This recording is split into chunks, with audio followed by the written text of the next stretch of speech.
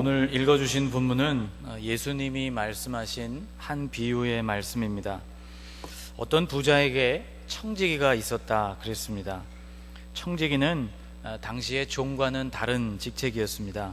재산을 맡아서 관리하는 사람을 청지기라고 불렀습니다. 이 청지기는 주인이 가지고 있는 재산에 대해서 일정 부분 권리를 행사할 수 있는 그런 권한도 가지고 있었던 사람입니다. 그런데 오늘 본문에 보면 이 청지기가 주인의 재산에 해를 끼치게 되었고 결국 주인은 이 청지기를 해고하게 됩니다. 여러분이 주인 입장이 되어 보실 때 재산을 잘 관리하지 못하고 낭비하는 그런 청지기가 있다면 아마 여러분도 계속 그를 고용하고 싶은 생각이 없으실 것입니다. 그런데 청지기의 입장에서 해고를 통보받고 보니 앞길이 막막해졌습니다. 농사를 짓기에는 힘이 부족하고 또 국어를 해서 살자고 하니 매우 부끄러웠습니다. 고민하던 이 청지기는 드디어 한 가지 방법을 생각해냅니다. 그것은 주인에게 그동안 빚진 사람들을 불러들여서 그 빚을 줄여준 것입니다. 5절 말씀을 보면 주인에게 빚진 자를 일일이 불러다가 이렇게 기록하고 있습니다. 빚진 사람들을 일일이 다 불러들인 것이지요. 그리고 채무관계에 있는 그 사람들로 하여금 빚에 대한 그 문서를 다시 작성하게 했습니다. 이것이 가능했던 이유는 계약자의 서명이 주인을 대리하고 있는 청지기 본인의 서명이었기 때문에 충분히 가능했던 일이었습니다. 기름 100마를 50으로, 밀 100석을 80으로 이렇게 고쳐 쓰게 했던 것이죠. 요즘으로 말한다면 채무에 관해서 문서를 위조한 셈입니다. 그런데 그만 이 일이 주인에게 발각이 되고 말았습니다. 그런데 참 이상한 일은 주인이 이 불의를 행한 청지기를 법정에 고소한 것이 아니고 도리어 이 청지기를 칭찬했다는 점입니다. 오늘 본문에 등장하고 있는 이 비유는 해석이 참 난해한 본문 중에 하나입니다. 설교자들이 설교 본문으로 잘 택하지 않는 그런 본문입니다. 오늘 본문의 해석이 곤란한 이유는 우선 주인이 청지기를 칭찬했다는 대목 때문입니다. 채무 문서 위조, 이것은 결코 옳은 행동이 아니었고 칭찬받을 만한 행동도 아니었음에도 불구하고 주인이 이 청지기를 칭찬했다는 대목이 참 해석하기가 어렵기 때문이고요. 두 번째는 9절 말씀에 나와 있는 불의의 제물로 친구를 사귀라 하는 이 예수님의 말씀 때문입니다. 새번역 성경으로 9절 말씀을 읽어보면 이렇게 번역이 되어 있습니다. 그러므로 내가 너희에게 말한다. 불의한 제물로 친구를 사귀어라. 그래서 그 제물이 없어질 때에 그들이 너희를 영원한 처소로 맞아들이게 하여라. 불의한 제물을 사용해서 친구를 사귀라는 이 예수님의 메시지를 어떻게 받아들여야 할지 참으로 난감하고 고민스럽습니다. 이 본문에 대한 수많은 해석이 있어 왔고 아마 오늘 설교도 그 중에 하나가 될 것입니다. 다만 설교하는 제가 여러분에게 바라는 것은 오늘 이 메시지를 통해서 여러분이 주님의 마음을 조금이라도 헤아리고 재물 사용에 대해서 도전을 받았으면 하는 그런 마음으로 오늘 말씀을 전하고 있습니다. 오늘 이 비유를 천천히 생각해 보면서 우리 예수님의 마음을 좀 헤아려 보겠습니다.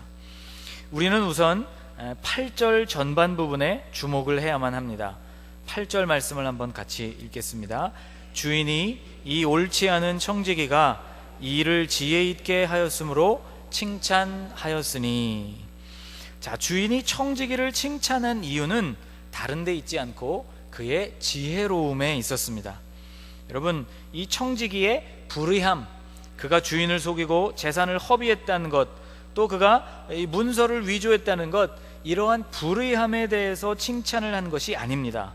또 이 청지기는 그 행한 불의에 대해서 주인으로부터 용서를 받은 것도 아닙니다. 여러분, 이 부분을 오해하지 마십시오. 다만 주인이 청지기를 칭찬하고 있었던 것은 이 순간에 대처하고 있는 이 청지기의 지혜로움에 대해서 칭찬을 하고 있다는 것이죠. 그의 순발력과 위기대처 능력에 대해서 주인은 그를 칭찬하고 있다는 것입니다. 또 주인 자신을 위해서 그 상황을 그냥 두는 편이 훨씬 좋았기 때문입니다. 여러분, 이 부자는 사실 엄청난 부자입니다. 그와 거래를 하고 있는 이러한 사람들은 일반 농사꾼들이 아니었고 사업 자금을 빌려가는 중소상인들이라고 볼 수 있습니다. 학자들에 의하면 이들이 꾸어간 금액, 오늘 본문에 명시되어 있는 이 두 사람의 금액을 살펴보면 이것은 원금과 이자가 포함된 금액인데, 밀 100석은 약 2,500데나리온에 해당하고 기름 100말은 약 1,000데나리온에 해당합니다. 1데나리온은 노동자가 하루 일하고 밟는 품삯을 말합니다. 오늘날로 계산을 해볼 때 약 7만 원 정도로 계산을 해보면 밀 100석은 약 1억 7,500만 원에 해당되는 돈이고 기름 100말은 약 7천만 원에 해당되는 돈입니다. 결코 작은 돈이 아니지요. 이렇게 대출을 해준 사람들은 이 두 사람뿐만이 아니었고 그들을 일일이 다 불러들여서 그 증서를 고칠 만큼 많았다고 오늘 본문이 기록하고 있습니다. 청지기는 자기 권한이 박탈당하는 이 위기에도 불구하고 사람들을 이렇게 불러들여서는 빚을 차감해 준 것입니다. 사실 주인에게는 엄청난 경제적인 손실이 온 것이죠. 그럼에도 불구하고 주인이 이 청지기를 고발하지 않고 칭찬한 이유는 그것을 그대로 두는 것이 결국은 주인에게 이득이었기 때문입니다. 자, 여러분 한번 이렇게 생각을 해보십시오.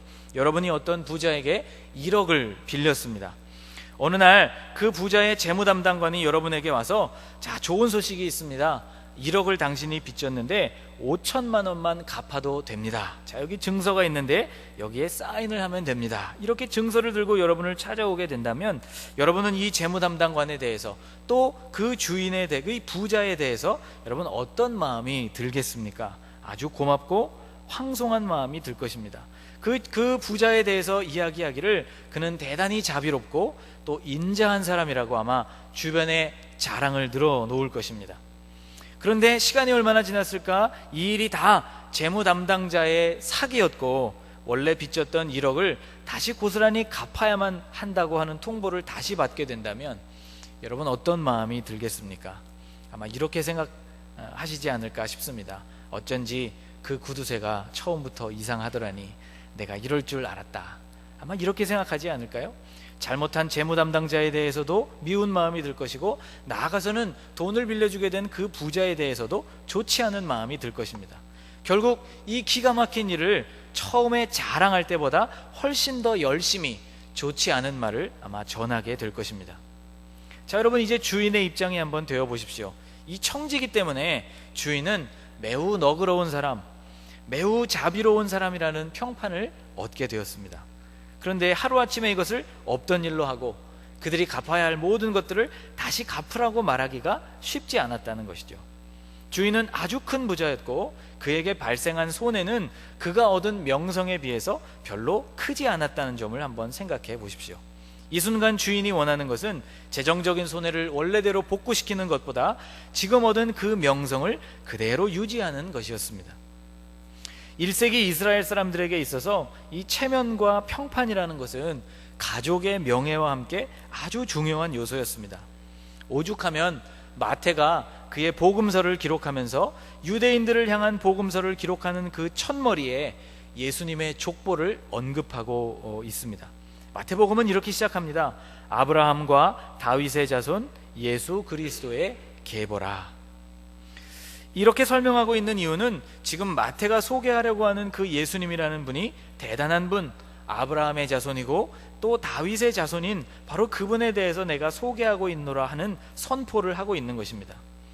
아무도 지금 마태가 소개하려고 있는 이 예수님에 대해서 누구도 무시할 수 없었고 그의 말을 흘려들을 수 없도록 못 받고 있다는 것이죠. 바로 이 청지기는 주인의 이러한 입장, 주인이 지금 얻게 된 그러한 자비로움과 너그러운 사람이라는 평판, 바로 이러한 것, 그것이 주인에게 얼마나 중요하다는 것을 잘 알았기 때문에 대범하고 순발력 있게 이런 일들을 진행할 수 있었다는 것이죠. 여러분 8절 말씀을 다시 한번 보십시오. 주인이 이 옳지 않은 청지기가 일을 지혜 있게 하였으므로 칭찬하였으니, 그 뒷부분을 한번 같이 읽어볼까요? 이 세대의 아들들이 자기 시대에 있어서는 빛의 아들들보다 더 지혜로움이니라. 자, 우리가 앞서서는 바로 이 주인이 얻게 된 이 명성, 하나님께서 우리를 통하여 얻기를 원하시는 그 영광, 바로 이러한 부분을 묵상했는데 8절 그 중간 이하를 보면 예수님께서 또 새로운 말씀을 해주시는데, 이 세대의 아들들이 자기 시대에 있어서는 빛의 아들들보다 더 지혜롭다 하는 말씀을 들려주고 계십니다. 자, 여기서 우리가 궁금한 것은 이 세대의 아들들은 도대체 누구이고 빛의 아들들은 도대체 누구인가 하는 것입니다. 이 세대의 아들들, 그들은 세상 사람들이고 빛의 아들들은 예수님을 따르는 사람들이 아닌가, 그렇게 생각할 수도 있습니다. 왜냐하면 예수님을 따르는 사람들을 일컬어서 빛의 아들이라고 언급하고 있는 성경 본문들이 꽤 있기 때문입니다. 예를 들면 요한복음 12장 36절, 너희에게 아직 빛이 있을 동안에 빛을 믿으라, 그리하면 빛의 아들이 되리라. 또 데살로니가전서 5장 5절, 너희는 다 빛의 아들이요 낮의 아들이라. 또 에베소서 5장 8절, 너희가 전에는 어둠이더니 이제는 주 안에서 빛이라, 빛의 자녀들처럼 행하라. 이런 본문들을 우리가 만나기 때문입니다. 그런데 여러분, 이 빛의 아들을 예수님을 따르는 사람들이라고 오늘 본문에서 연결을 짓게 되면 예수님을 따르는 빛의 아들들보다 세상의 원리와 세상을 따라가는 사람들이 훨씬 더 지혜롭다는 말씀이 되기 때문에, 곧 이 말은 예수 믿는 일, 예수를 믿는 일, 이 신앙생활이라는 것 자체가 어리석은 것이라고 예수님이 말씀하시는 것이 되어버립니다. 그런데 예수님이 결코 그런 의도로 말씀하시는 것은 아닐 것입니다.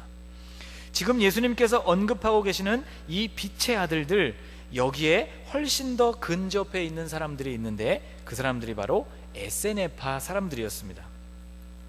예수님 당시에는 헬레니즘으로부터, 이 로마로부터 들어온 문화가 아주 빠르게 전파되고 있었던 그러한 시대였습니다. 이것을 받아들이는 사람도 있었고 그것을 적극적으로 배척하는 사람들도 있었습니다. 이러한 경향에 따라서 사람들을 종교적인 성향으로 셋으로 나누어 볼 수가 있는데, 예수님 시대에 살았던 종교적인 세 부류의 사람들은, 첫째는 사두개파요, 둘째는 바리새파요, 셋째는 에세네파라고 말할 수 있습니다. 유입되고 있는 헬라 문화를 아주 적극적인 자세로 받아들였던 사람들이 사두개파 사람들이었습니다. 반대로 바리새파와 에세네파 사람들은 이 유대가 헬라화되고 있다는 것을 가슴 아프게 여기는 사람들이었는데, 그들은 경건과 충절을 지켜나가기 위해서 나름대로의 방법을 간구했던 사람들이 바로 이 2번과 3번에 해당되는 사람들입니다. 세상 속에서 율법을 문자 그대로 준수하려는 사람들, 바로 이러한 사람들이 바리새파였고, 반대로 세상을 완전히 떠나서 신비적이고 금욕주의적인 신앙을 추구했던 사람들이 에세네파 사람들이었습니다. 이 세 사람들을 도표로 정리해보면 여러분 앞에서 보시는 것과 같은 이런 모양이 됩니다.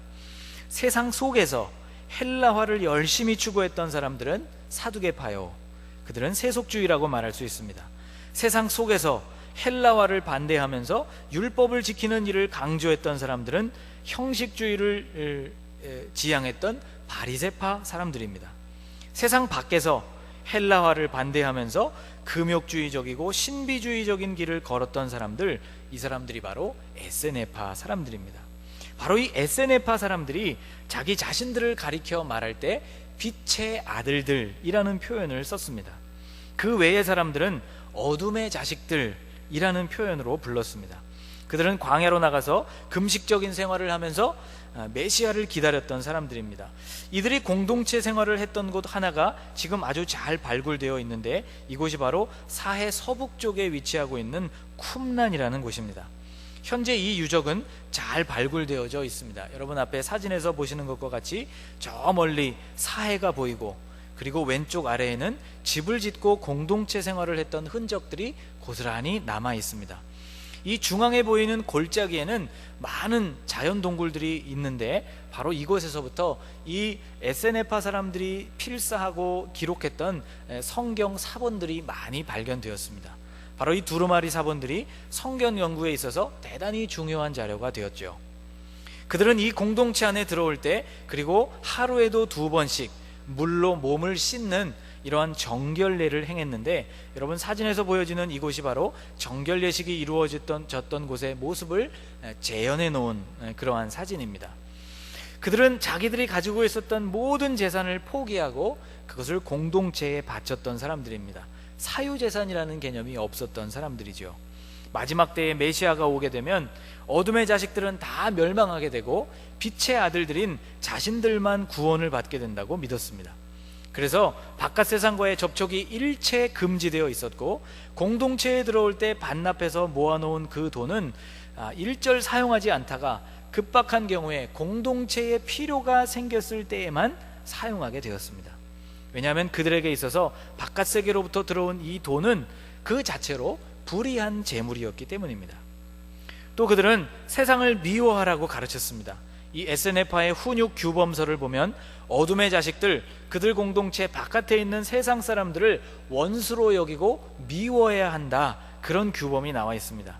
거기 보면 이렇게 되어 있습니다. 누구든지 우리 공동체에 들어오려는 사람은 빛의 자녀들을 사랑하고 어둠의 자식들을 미워할 것을 맹세해야 한다. 공동체에 속하지 않은 사람들에 대해서는 미워해야 하고 그들을 저주해야 한다고 가르쳤던 것이죠. 여러분, 마태복음 5장 43절 이하에 보면 예수님이 이런 말씀을 해주셨습니다.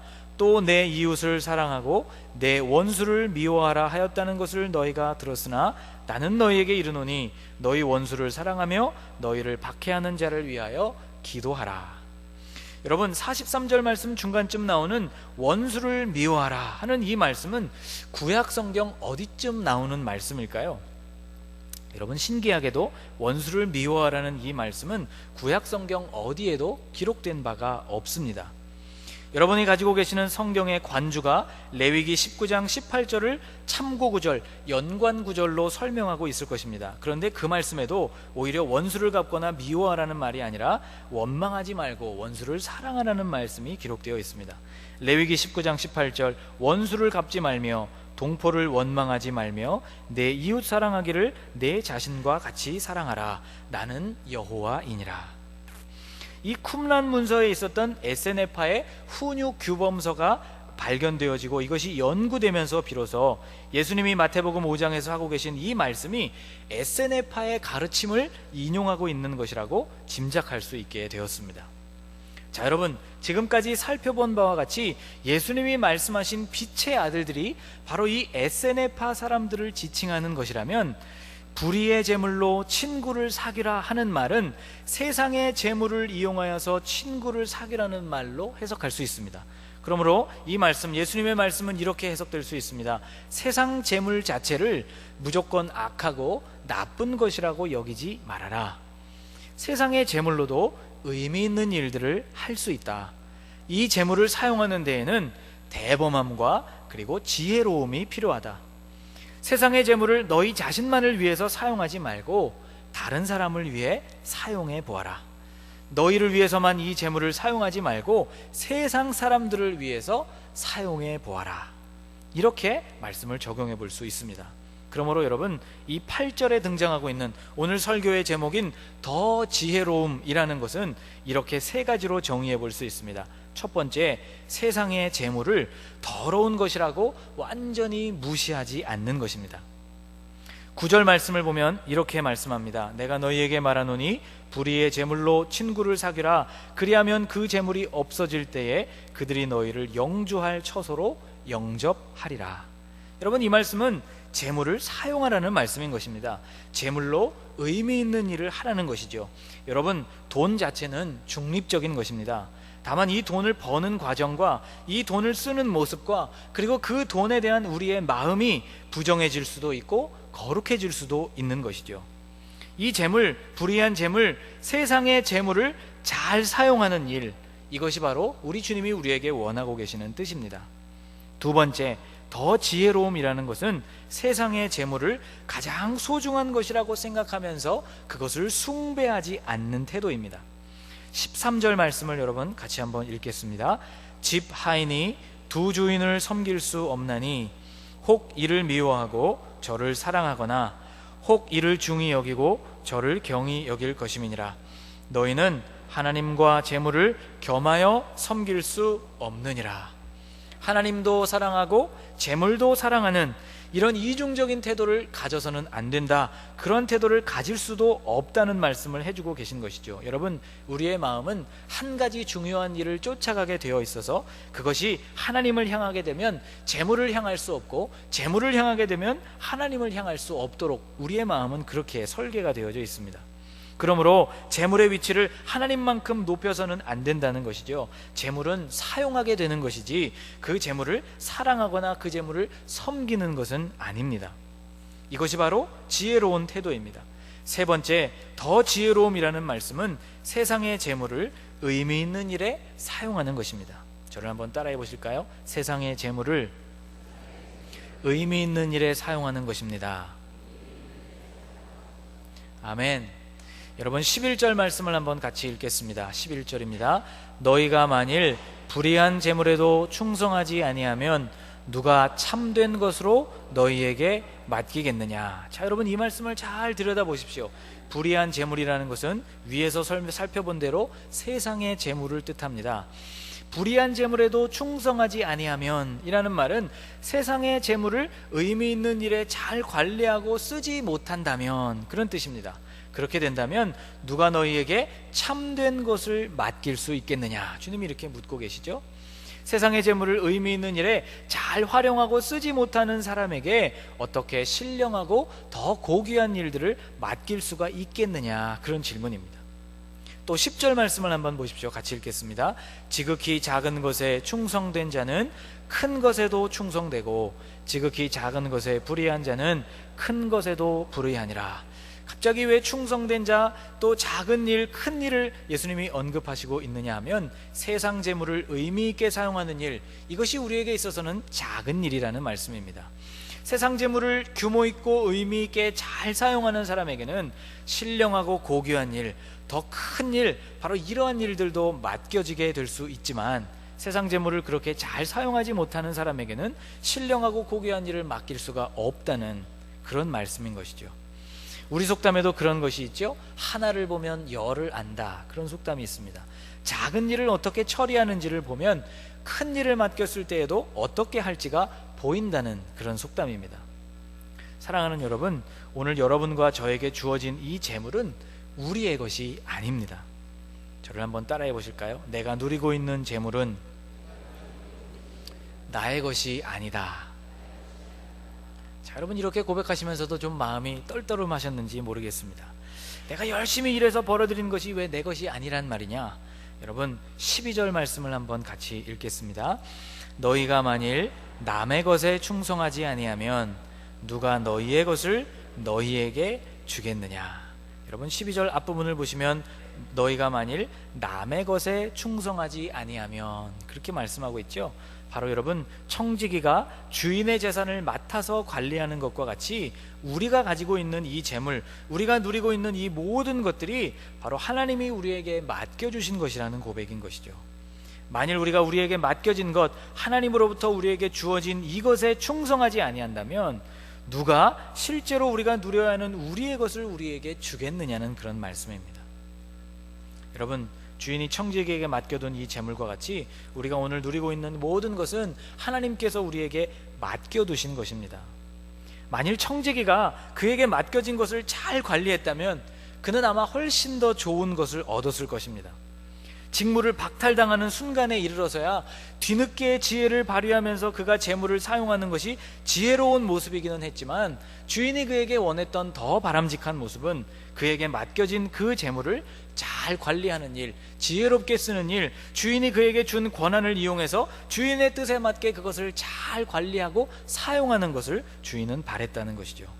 여러분, 하나님이 우리에게 맡겨주신 것들, 바로 그것을 오늘 우리에게 맡겨진 이 직무와 모든 재물들을 다 박탈당하고 나서야 뒤늦게 지혜를 발휘하는 그것이 아니고, 바로 지금 의미 있게 그것을 아름답게 사용하는 일이 오늘 저와 여러분의 생애 가운데 있기를 간절히 축복합니다. 여러분, 물질의 사용에 있어서는 이 빛의 아들들이 아니라 이 세대의 아들들이 훨씬 더 지혜롭다는 이 예수님의 말씀이 오늘 여러분에게 도전이 되었으면 좋겠습니다. 여러분, 세상의 재물을 더러운 것이라고 여러분 혹시 무시하고 계시다면 여러분 그러한 생각들을 버리시고 그것을 의미 있는 일에 사용하시려고 여러분 마음을 한번 기울여 보시기를 바랍니다. 반대로 세상의 재물에 마음을 다 빼앗긴 나머지 돈은 너무나 아름다운 것, 너무나 좋은 것, 하나님보다도 더 좋은 것, 이렇게 생각하면서 여러분 그것을 예배하고 숭배하지 마시고 도리어 그것을 아름답게 사용하실 수 있기를 바랍니다. 세상의 재물을 사용하는 일에 여러분 충성스러운 성도가 될 때 하나님은 훨씬 더 가치 있고 고귀하고 신령한 하나님의 일을 우리에게 맡겨주실 수 있다는 것을 기억하시기를 바랍니다. 가치 있고 의미 있는 일에, 이 재물을 사용하는 일에 있어서 여러분 세상 사람들보다도 훨씬 더 지혜로워지시기를 축원하고 훨씬 더 통이 커지시기를 바라고 훨씬 더 세상 사람들보다 지혜로운 방법으로 하나님이 맡겨주신 것들을 사용하실 수 있는 저와 여러분이 되시기를 주님의 이름으로 축복합니다. 기도하겠습니다. 하나님, 재물은 주님이 우리에게 맡겨주신 것임을 기억합니다. 세상의 재물을 더러운 것이라고 여겨서 완전히 배척하지 않게 하여 주시고, 반대로 재물을 하나님의 위치에까지 올려서 사랑하고 숭배하지도 않게 하여 주옵소서. 바른 통로를 통해서 재물을 얻게 하시되 그 재물로 의미 있고 아름다운 일들을 하게 하옵소서. 직책을 박탈당하고 나서야 정신을 차려서 지혜를 발휘한 청지기와 같이 되지 않기를 원합니다. 우리에게 맡기신, 하나님이 우리에게 맡겨주신 이 모든 것들을 지금 아름답게 관리함으로 더 많은 것을 우리에게 맡겨주시고 더 신령한 일들을 우리에게 맡겨주실 때에도 문제없이 그 일을 해낼 수 있는 하나님의 자녀들이 되게 하여 주옵소서. 하나님, 가치 있고 의미 있는 일에, 우리의 재물을 사용하는 일에 있어서는 세상 사람들보다 더 지혜롭게 하여 주시고 더 과감한 사람들이 되게 하여 주심으로 주님의 명예, 주님의 영광을 드높이는 좋은 청지기들이 다 되게 하여 주시옵소서. 예수님의 이름으로 간절히 기도하옵나이다. 아멘.